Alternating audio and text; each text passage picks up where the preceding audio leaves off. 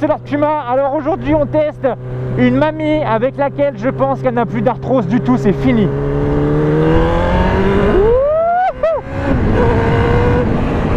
Alors, oulouloulouloulouloulou, ça tremble de partout. Je suis sur, les gars, je suis sur la plus vieille moto que j'ai jamais testée de ma vie. Je suis sur un GSX-R 750 qui a d'ailleurs mon âge, elle est de 1990. Alors elle a été conçue en même temps que moi, on est sorti de l'hôpital en même temps. Oh purée, c'est abusé. Ça c'est de la bécane vivante les gars, je vous le dis tout de suite, hein. Le moindre freinage, t'es obligé de ressentir tout là. Oh putain, par contre la position de conduite, oui, j'en parlerai. Il va falloir que je...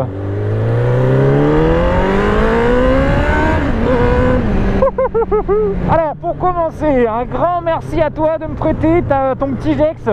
D'ailleurs juste après, pour se marrer, je vais tester un Solex juste après. Alors ça va me faire tout drôle. Donc un grand merci à toi de me prêter cette petite mamie qui, pour le moment, j'en ai jamais croisé de ma vie en fait.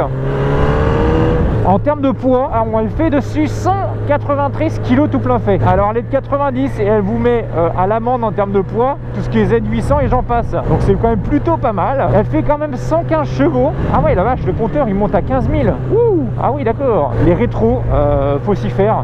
Par contre, il y a un truc les gars, faut que je vous dise. Le réservoir, je te jure, t'es tellement allongé mon gars que là, vous voyez, tu vois là, t'es obligé de... Oh putain, t'es obligé de mettre un coussin. Parce que tu as le bide qui est constamment appuyé contre le réservoir, tout le temps.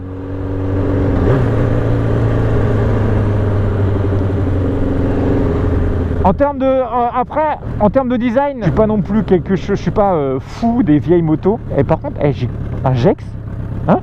Quoi? Un Gex qui freine? On va voir ce qu'elle a dans le ventre, entre guillemets. Alors je suis perdu, hein, je connais pas trop le coin. Bon, en attendant d'être bloqué derrière, faut savoir qu'on est sur un modèle à carbu. Allez, vas-y, double pépère. Non, ne double pas, pépère. Oh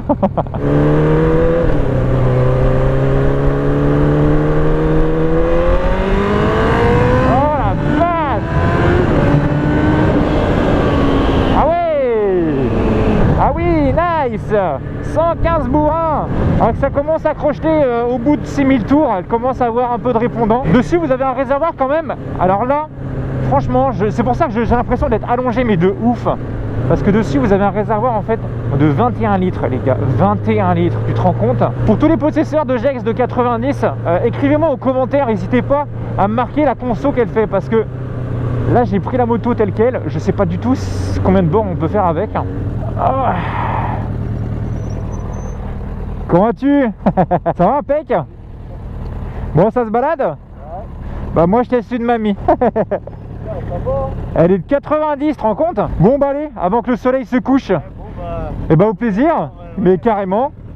Bon bah bonne balade. Merci, ciao ciao. Alors voilà, petit arrêt avec quelqu'un qui me connaissait, ça fait plaisir, un grand V à toi. Alors il y a un truc que je vais dire dessus par contre, les rétros. Le préposé au rétro, on lui a donné 4 € de budget.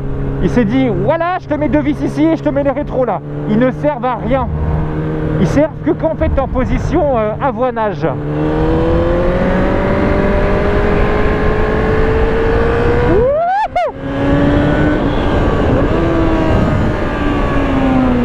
Eh les gars, c'est la première Suze qui freine. Génial. Ah, ça marche. Et par contre, il a changé le freinage, c'est pas possible. Alors elle commence à envoyer au bout de 6000. Par contre, je sais pas si c'est le train avant ou pas, mais quand je suis dans l'angle, en train de mettre de l'angle, j'ai l'impression que la moto tombe toute seule. C'est une sensation très bizarre. Oh la vache! Après, même si elle fait 193 kg, ça reste quand même un peu lourd. J'ai l'impression en termes de maniabilité, on sent que c'est une petite enclume. Après c'est peut-être les bracelets qui font que c'est pas très maniable, mais c'est vraiment fun. En première. Hop, la vache. Ouais. Et niveau frein, ah, laisse tomber, ça freine, il n'y a pas de problème hein.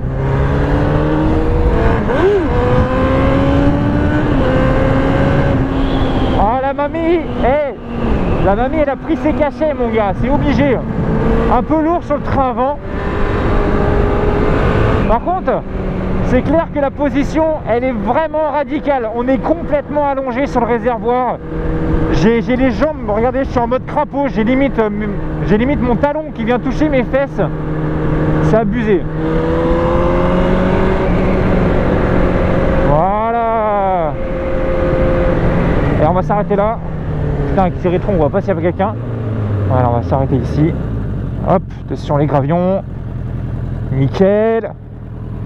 Et voilà. Point mort. Comment on l'éteint déjà? Ah oui, contact. Ah oui, parce qu'elle est vieille que c'est un autrement. Oh mon dos. Oh, j'ai mal au dos. Eh, regardez la taille du réservoir. Mon gars, 21 litres. En voyage, tu fais Paris-Brest avec un plein quoi. Merde, elle est où la béquille? Ah, elle est là. Et donc voici la fameuse GSX-R 750 de 1990. Matez-moi ces feux à l'avant. Moi ça me fait toujours marrer ces vieux feux, j'ai l'impression que la moto elle a pris un grand joint et elle est complètement éclatée.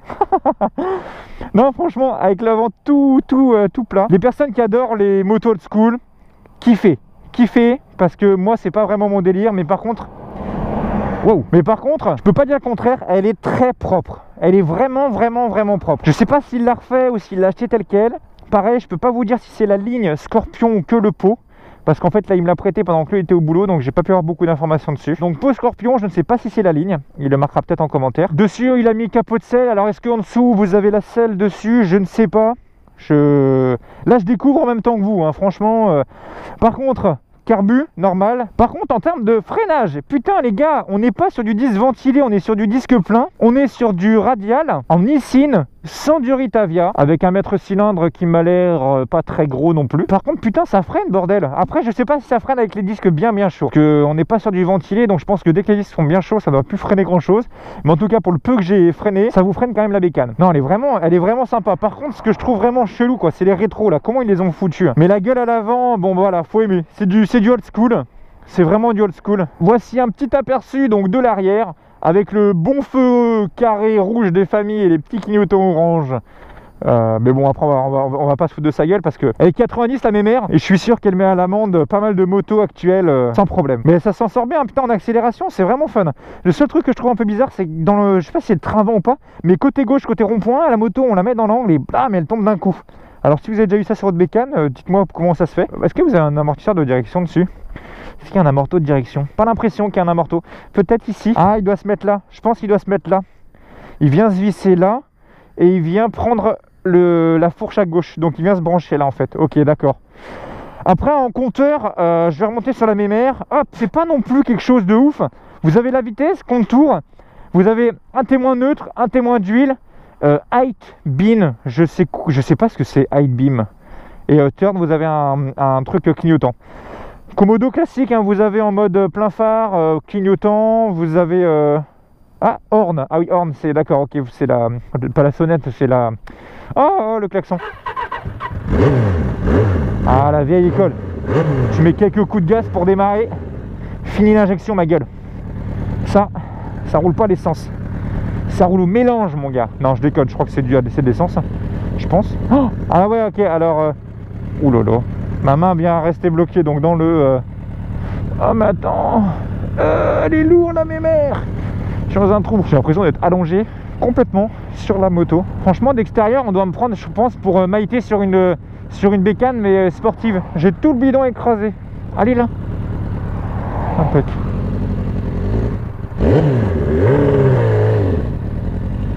Hop hop hop hop hop hop hop. Ah, obligé de mettre des escabeaux pour monter dessus. Allez, on ouvre. Allez.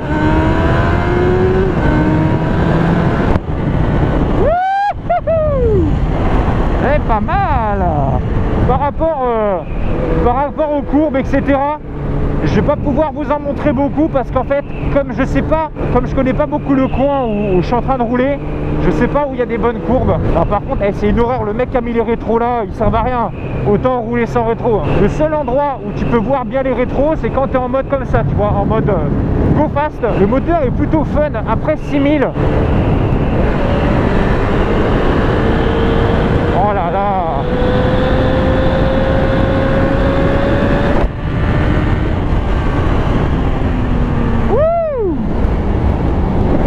Et c'est une moto de 90 qui ne guidonne pas les gens. Elle ne guidonne pas, elle reste bien droite. C'est chelou quoi, des disques non ventilés qui freinent. Comparé à la CX400 qui avait pas des disques ventilés, les vitesses par contre elles sont interminables. Ah ça chante hein. Oula, il y a la TR doucement. Ah ça chante pas mal même hein.